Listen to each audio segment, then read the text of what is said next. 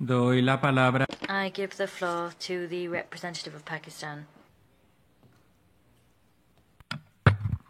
Chair, I am compelled to take the floor to respond to the disinformation-laden remarks of the representative of India. Each year, India comes to this August forum with a recycled script of distortions. Today is no different. Allow me, therefore, to set the record straight. The United Nations has not only the right but the obligation to discuss the Jammu and Kashmir dispute. Jammu and Kashmir is not and has never been an integral part of India.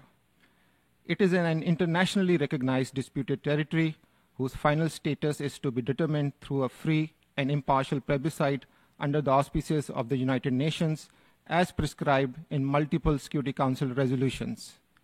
India itself had brought the matter to the Council, yet now refuses to honor its solemn commitments under international law and the Charter of the United Nations.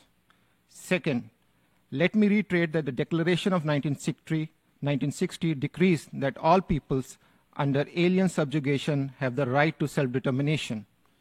The right is also enshrined in the first article of the United Nations Charter, the International Covenant on Economic, Social and Cultural Rights, and the International Covenant on Civil and Political Rights. 3. In occupied Jammu and Kashmir, India maintains one of the densest military occupations in the world, deploying nearly 900,000 troops against an unarmed civilian population. For long, India has tried to sell a false narrative, branding the just struggle of the people of Jammu and Kashmir as terrorism. India rather needs to introspect to find the real reasons behind the mass resistance in the occupied territory. India's backtracking from its obligation under the UNSC resolutions, its intransigence in denying the Kashmiri people their rights and fundamentals, extrajudicial killings, enforced disappearances, mass incarcerations, sexual violence, and demographic engineering are the real reasons for the indigenous freedom movement. Since 2019, India has accelerated its settler colonial project in flagrant violation of the Fourth Geneva Convention.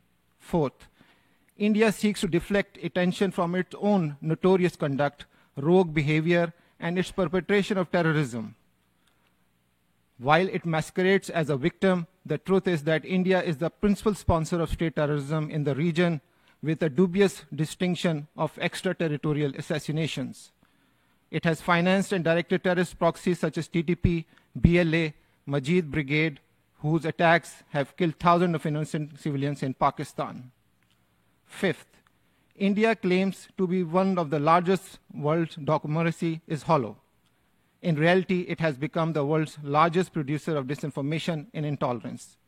The ruling RSS-BJP ideology has institutionalized Islamophobia and turned persecution of minorities into state policies. Numerous international human rights organizations continue to document India's systematic abuses.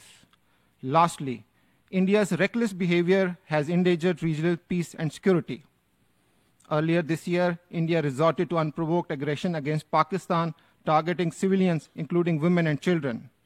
Pakistan exercised its inherent right to self-defense under Article 51 of the UN Charter, responding in a myriad manner aimed solely at military targets. India suffered significant losses, including multiple aircraft downed. It was Pakistan's responsible posture from a position of strength and international facilitation that prevented a dangerous escalation. Chair, India's denials and distortions cannot erase the simple truth. Jammu and Kashmir remains a disputed territory. The people of Kashmir have waited for over 7 decades to exercise their UN-mandated right to self-determination. Pakistan will continue to expose India's hypocrisy, oppose its state terrorism, and support the Kashmiri people's just and legitimate struggle for justice, dignity, and freedom. I thank you.